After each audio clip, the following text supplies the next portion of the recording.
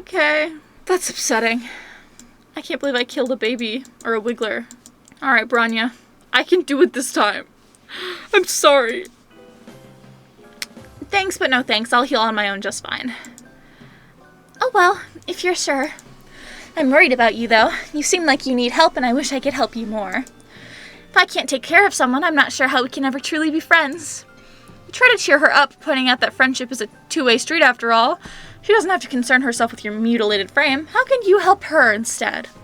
Well, sure are things around here that I could use some assistance with. However, don't take this the wrong way, but we've only just met. I don't know that I can trust you to be as responsible as I am. It's not easy to be the one in charge. You have to be 1, conscientious, 2, considerate, and 3, competent at all times. You try to think of times in your life when you've been conscientious, considerate, or competent. You're drawing a bit of a blank, but hey, new planet, new you. You assure her that you have what it takes. I guess if you want to prove that you can be responsible, I can let you help me out today. It's a good time for a visit to the mother crib. You're careful to step around all the little guys on the floor as you head out of the nursery. She takes you back outside, and these caverns are even bigger than you first realized. They're also dark and cold and gloomy, and you can't see anywhere that might lead up to the planet's surface. Does she really just live down here all the time? To make some conversation during this cold hike in a damp cave, you mentioned that living underground like this seems kind of depressing.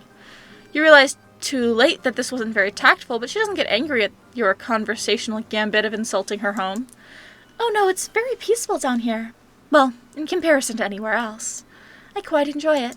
The brooding caverns are a place of life and birth, not death. That's pretty uncommon on Alternia.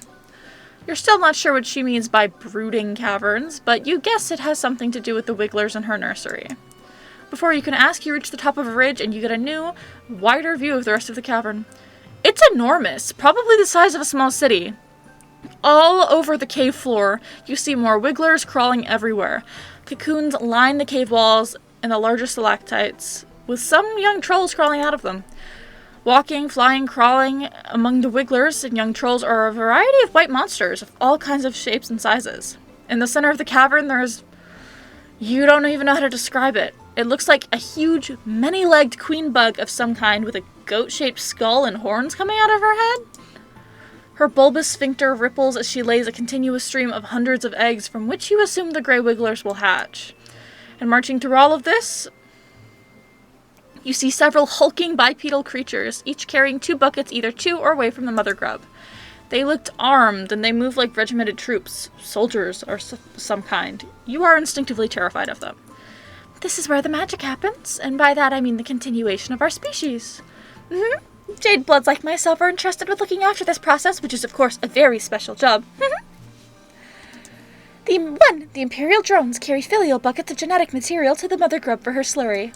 2, she lays eggs that hatch new grub bloods. 3, after the wigglers emerge from their cocoons, the new trolls will go through the trials, and the ones that make it will be selected by Elucis to help care for them. 4, together the young trolls and their Lucii go up to the surface together, where the trolls will grow, or get cold, or whatever. As Branya explains troll reproduction to you, one of the Imperial drones veers sharply to the left and in the process tramples over a few wigglers and young trolls. The drone continues on, but several of the Lucii cry out, crowding around their dead or injured charges. One of them, a gigantic beast that resembles a bison, bellows up and rears up on its hind legs, hitting one of the other Lucii with its front hoof. Oh geez, not again. The kind of damage control is a lot of what we have to deal with. Whenever a Lucis goes rogue out of grief or confusion, that's the potential for it to lash out at other Lucii, the wigglers, or the mother grub herself. We Jade Bloods cannot let that happen. She looks so concerned, a marked contrast to how confident she seemed before now. You offered to help her out earlier, and it seems like now's your chance. Someone has to stop that rogue Lucis. That someone could be... you? Let me save.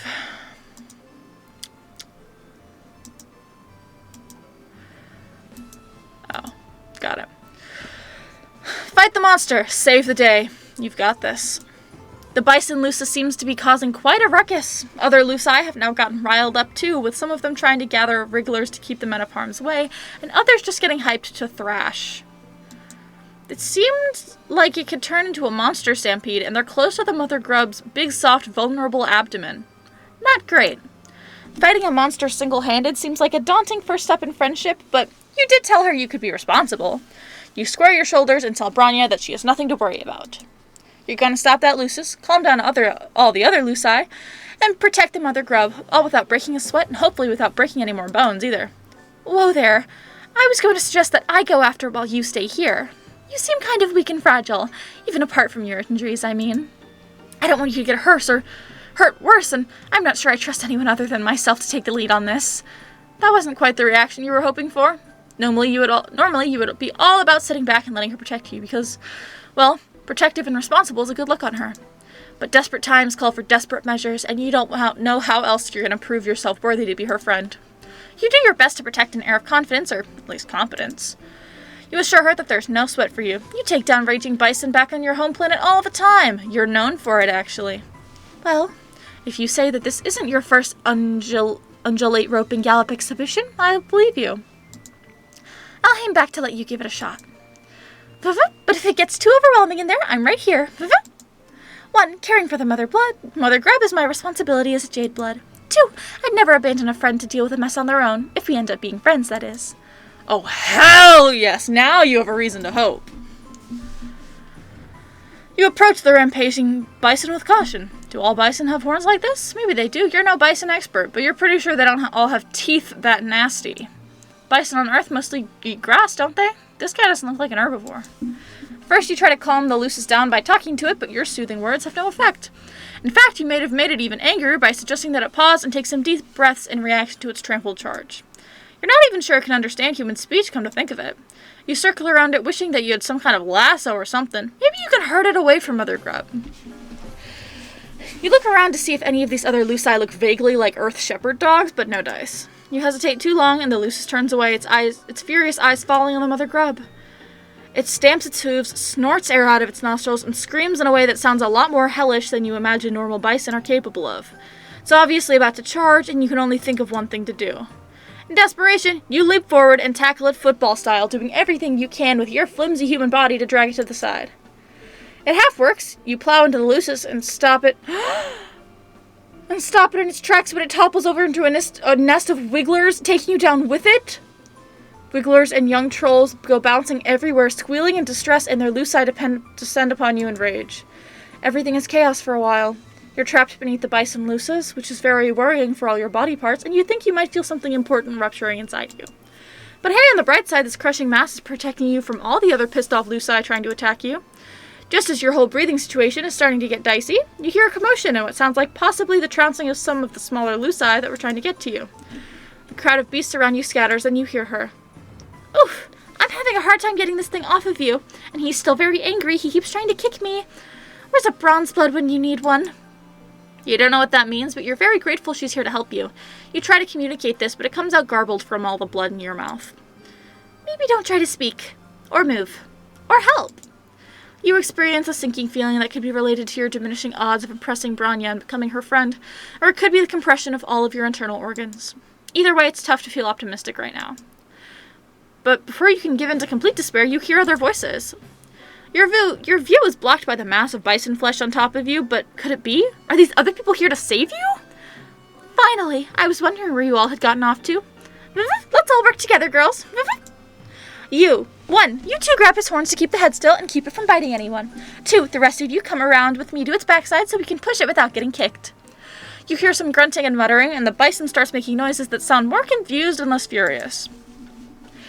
The pressure and pain on your chest briefly spikes in intensity as the thing's weight shifts, and then they must succeed in dragging it off you because suddenly you can breathe again. But the crisis is not over yet. While you're still testing the use of your lungs and blinking up at the cavern ceiling, you hear a new cacophony of enraged monster noises.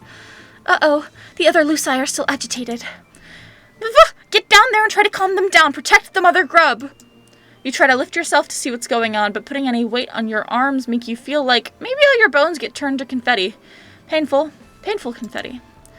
Now you feel strong hands propping you up gently, and your head is in Bronya's lap.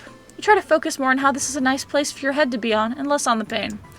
This is not good. I don't know if my jades can reach the stampede in time, and the mother grub could get injured, not to mention all these wigglers in danger. Oh no. You didn't think this situation could get any worse, but now you see that Several of the Imperial drones that had been about to leave are turning back, drawn by all the noise and chaos. But maybe this is a good thing. Maybe they can instill some order. Fuck! They're going to kill everyone! She scrambles to her feet, in the process letting your head whack down on the cave floor. Your vision swims, but you can still make out the drones firing indiscriminately at the Luci, at the Grubs, the Wigglers, and at the Jade Bloods. One laser beam skims the side of Mother Grub's massive midsection. Her scream is so loud that the ceiling shakes, and a few of the stalactites shake loose, falling on drones and Luci and Wigglers alike. It's a total catastrophe. A whole rainbow's worth of troll and Wiggler and Lucis blood is splattering in the cavern walls. Branya seems paralyzed by the chaos, looking from her jades to the Mother Grub to the imperiled Wrigglers, like she's not sure who to help first. I can't believe it. This is the worst disaster we've ever had down here. And all because I thought I could sit back and let someone else be responsible for once. If I were a less secure person, I could let this moment plant a seed of self-doubt in my mind about my ability to take care of others and do my job well. Or I could chalk it up to you being really fucking stupid. You shrink under the weight of her glare. She's green in the face from how angry she is. You swallow and manage to spit out enough blood to ask a question you already know is hopeless. Does this mean you can't be friends? Are you serious right now? I do not make friends with anyone who recklessly endangers the trolls and wigglers under my care. Game over, you kill them all. Oh.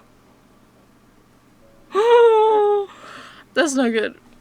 That is not good. Alright. I'm gonna end this episode here with both the bad endings. So thank you so much for watching. If you like this video, like, subscribe, do anything you'd like to support this channel. I hope you have a very fun holiday season if you celebrate. And thank you so much for watching. Have a wonderful rest of your day.